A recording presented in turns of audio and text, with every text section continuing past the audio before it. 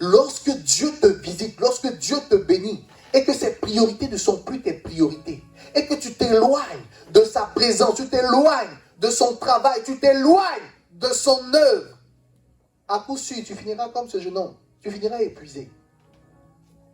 Et il y a du vivant de Jésus une parabole qu'il a donnée pour un peu illustrer les temps dans lesquels on allait être.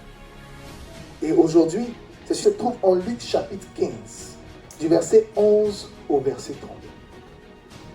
Une parabole très prophétique. Dans cette parabole, Jésus veut dire, toi qui te laisses absorber par les passions du monde, reviens et fais de Dieu ta priorité. Toi qui fais déjà très bien le travail de Dieu, prends garde à continuellement rester à faire ce que tu fais. Ne mets pas le zoom, ne mets pas le focus, ne mets pas les projecteurs sur ce qui va te blesser. Rentre dans la maison de ton Père. Est-ce que tu sais que dans la pratique, c'est une image? Dis avec moi, c'est une image. L'image que Jésus voulait faire ressortir dans la mauvaise action de l'enfant. Il était en train de dire que c'est la catégorie de chrétiens qui prennent la vie de Dieu, qui prennent les bénédictions de Dieu, qui prennent les prophéties de Dieu, qui prennent l'onction de Dieu et qui, après avoir pris, s'affectionnent aux choses du monde. Quitter la maison de son Père, c'est se défocaliser des réalités de son Père.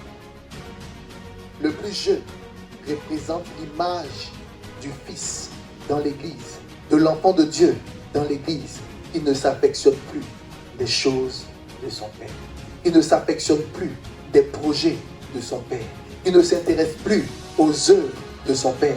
Il ne s'intéresse plus à la mission de son Père. Il ne s'intéresse plus au bien. Qui s'est intéressé au bien, mais qui ne s'intéresse plus au travail de son Père. Dans le livre de Jacques, la Bible dit « Adultères que vous êtes, ne savez-vous pas que l'amour du monde est inimitié avec Dieu ?» En d'autres termes, tu as l'héritage que Jésus t'a donné. Mais lorsque ton cœur est plus focalisé sur le monde que sur Dieu, Dieu te dit, tu es comme ce petit-là, adulte. Fais-en avec ce qui te donne ce que tu veux et non ce qui t'intéresse. Bonjour, moi aujourd'hui le culte il m'a mis un petit peu en garde. Il m'a dit fais attention quand je m'occupe de mon travail, quand j'ai l'impression d'avancer dans ma carrière, quand j'ai l'impression de m'occuper de choses personnelles, même peut-être des fois d'aller au sport, de me dire je vais être sain dans mon corps, etc. Toutes ces choses c'est bien, mais il faut que je me pose quand même toujours la question, est-ce que je m'occupe des affaires de mon père? Est-ce que je m'occupe de mon église? Est-ce que je m'occupe de ma foi? Est-ce que je m'occupe de mon Dieu? Voilà. Donc c'était ça, de faire attention, même quand on croit qu'on s'occupe très bien de soi et des autres, est-ce qu'on est vraiment là pour les affaires de ce qui Seigneur et ce qu'il veut prendre? Voilà. Comme un fils, il est revenu comme un serviteur. Mais regarde ce qui s'est passé. Lorsqu'il a décidé de revenir comme un serviteur, lorsqu'il a décidé de revenir pour se mettre au service de son Père, cela a déclenché un nouveau manteau, une bague, et on a tué le beau crapaud. Amen. Amen. Mais là où tu vois que ce qui a déclenché ça, c'est le fait qu'il est venu avec un cœur de serviteur, c'est parce que le plus grand, l'aîné qui était même dans la maison, on n'a pas fait ça pour lui. Pourquoi? Il y a des bénédictions que Dieu apporte lorsque tu es serviteur. Il y a des grâces que Dieu donne lorsque tu le sais. Il y a des victoires que Dieu donne lorsque tu le sais. Je veux te dire ceci de la part du Seigneur. Reviens dans la maison de ton Père comme un serviteur. Redéconnecte-toi de ce qui t'avait éloigné de lui et reviens comme un serviteur. Servir ton Père. Travailler pour ton Père. Ta maturité n'est pas fonction de ton âge. Ta maturité n'est pas fonction de ton carrière. Ta maturité, laisse-moi te dire, ce n'est pas fonction de révélation de Dieu. Ta maturité n'est pas fonction de tes échanges que tu as avec les Saint-Esprit. Ta maturité est aussi liée à ce que tu fais dans la maison de ton Père ou ton Seigneur. Alors aujourd'hui, la parole que j'ai reçue à l'intérieur de moi par rapport à l'évangile du pasteur, c'est d'être fils de Dieu. Fils de Dieu, c'est être tous les jours,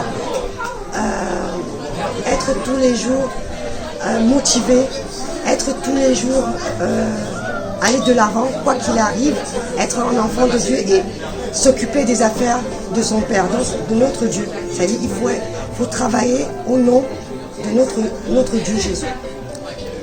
Dieu devient ta passion.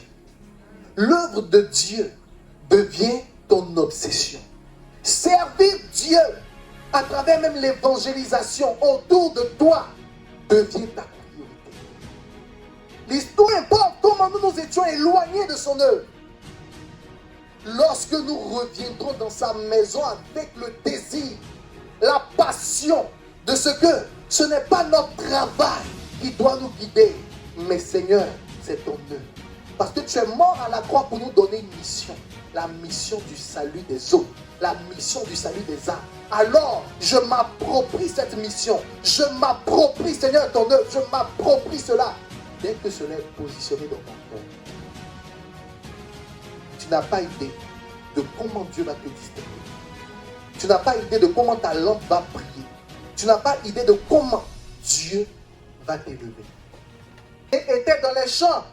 Il était en train de travailler pour Dieu. Ça, c'était un bon fils qui s'occupe des affaires de son père. Mais Jésus est en train de nous révéler que même les bons fils, dans les temps de la fin, ne seront pas forcément épargnés par l'attaque du diable. Vous faites-le. Faites attention quand vous êtes résolu à servir Dieu. Faites attention quand vous êtes résolu, parce qu'il y aura toujours quelqu'un sur ta route qui te dira ce qui va te faire mal. Il y aura toujours quelqu'un sur ta route. Pourquoi? Parce que le diable, il sait ce qui te plaît. Il sait ce qui te plaît. Donc il saura inspirer quelqu'un pour ouvrir tes yeux sur ce qui n'est pas bon. Pour ouvrir tes yeux sur ce qui va te blesser. Pour ouvrir tes yeux sur ce qui va te frustrer. Pour ouvrir tes yeux sur ce qui va te démotiver.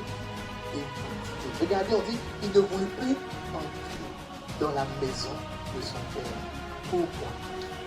Parce que quelqu'un, de manière délibérée et intentionnelle, avait mis le zoom sur ce qui nous va. On s'invite dans la maison de Dieu. Parfois, le diable peut inspirer des paroles pour t'emmener à arrêter ce que tu faisais de bien. Il dit, mais c'est quoi? Qu'est-ce qui se passe? On dit, oui, ton père fait la fête. Ah, tu sais, il a tué le veau gras. Il a tué le veau gras. C'est un peu comme si ce serviteur-là voulait lui faire du mal.